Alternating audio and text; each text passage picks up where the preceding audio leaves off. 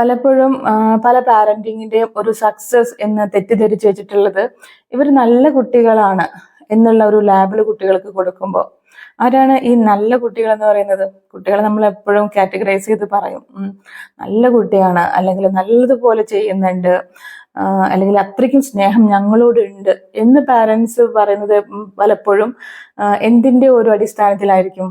Parents എന്താണോ decide ചെയ്യുന്നത് അത് അതുപോലെ ആ കുട്ടി അനുസരിക്കുന്നു എന്നതിന്റെ അടിസ്ഥാനത്തിൽ അല്ലെ? പാരൻസ് ഏത് ഡ്രസ്സ് ഇടാൻ പറയുന്നു അത് ആ കുട്ടി ഇടുന്നു. പാരൻസ് ഏത് കോഴ്സ് പഠിക്കണമെന്ന് പറയുന്നു അത് ആ കുട്ടി പഠിക്കുന്നു. പാരൻസ് ആരെ കല്യാണം കഴിക്കണമെന്ന് പാരൻസ് തീരുമാനിക്കുന്നു, ആ കുട്ടി അവരെ കല്യാണം കഴിക്കുന്നു. ഇങ്ങനെയുള്ള എല്ലാ കാര്യങ്ങളും പാരൻസ് തീരുമാനിക്കുകയാണ്. കാരണം എന്താ? കുട്ടിക്ക് തെറ്റുകളൊന്നും പറ്റാൻ പാടില്ലല്ലോ. ഇങ്ങനെയുള്ള കുട്ടികള് കുട്ടികളുടെ ജീവിതത്തിൽ ഉണ്ടാകുന്ന ഒരു വളരെ വലിയൊരു പ്രശ്നം എന്ന് വെച്ചാൽ അവർ മാരേജിലേക്ക് പോയി കഴിയുമ്പോൾ കല്യാണത്തിന് ശേഷം ഒരു പക്ഷേ അവരുടെ പങ്കാളി പാർട്ട്ണർ ഒരു പേഴ്സണാലിറ്റി ഡിസോർഡർ ഒക്കെ ഉള്ള ഒരാളാണ് എന്നുണ്ടെങ്കിൽ തീർച്ചയായിട്ടും ആ കുട്ടിക്ക് മനസ്സിലാക്കാൻ സാധിക്കില്ല തൻ്റെ ലൈഫിൽ തനിക്ക് എന്താണ് സംഭവിക്കുന്നത് എന്നുള്ള രീതിയിൽ. ആ കുട്ടി വളരെയധികം ഒരു കൺഫ്യൂഷനായി പോകുന്ന ഒരു അവസ്ഥയായിരിക്കും. കാരണം ആ കുട്ടി ഇത്രയും നാളും ആ കുട്ടി കണ്ടീഷൻ ചെയ്ത് വെച്ചിട്ടുള്ള ഒരു പ്രോഗ്രാമിംഗ് എന്താണ്?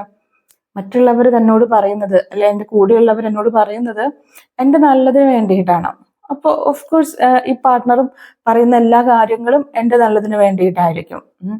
അപ്പോൾ എനിക്ക് വലിയ കഴിവൊന്നും ഇല്ല എന്ന് പറയുന്നത് ശരിയായിരിക്കാം. എനിക്ക് തെറ്റുകൾ പറ്റിക്കൊണ്ടേയിരിക്കുന്നു എന്ന് പറയുന്നത് ശരിയായിരിക്കാം. എനിക്ക് ജോലി ചെയ്യാൻ കഴിവില്ല, അല്ലെങ്കിൽ നല്ല രീതിയിൽ സംസാരിക്കാൻ കഴിയില്ല എന്ന് പറയുന്നതൊക്കെ ശരിയായിരിക്കാം. അപ്പോൾ ഓരോ സമയവും ആ കുട്ടി പാർട്ട്ണറെ സന്തോഷിപ്പിക്കാനും അല്ലെങ്കിൽ എപ്പോഴും ഒന്നും കൂടി പെർഫെക്റ്റ് ആവാനും ഒക്കെ എപ്പോഴും ട്രൈ ചെയ്തുകൊണ്ടിരിക്കും.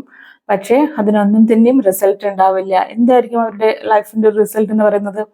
അവരുടെ സെൽഫ് വർത്ത് വളരെയധികം കുറഞ്ഞു പോയിട്ട് ഡിസിഷൻ എടുക്കാൻ കപ്പാസിറ്റി ഇല്ലാണ്ട് അതുവരെ ഉണ്ടായിട്ടിരുന്ന ഒരു കഴിവുകൾ എന്തൊക്കെയാണോ അതെല്ലാം തന്നെയും ഇല്ലാതായി പോകുന്ന ഒരു സാഹചര്യം. കോൺഫിഡൻസ് ഇല്ലാണ്ട് ഇവരുള്ള എല്ലാ റിലേഷൻഷിപ്പും ബ്രേക്ക് ആയിട്ട് ഈ ഒരു ഹസ്ബൻഡിന്റെ കൂടെ മാത്രമായിട്ട് ഒതുങ്ങിപ്പോകുന്ന ഒരു സാഹചര്യമായിരിക്കും ഉണ്ടാവുക.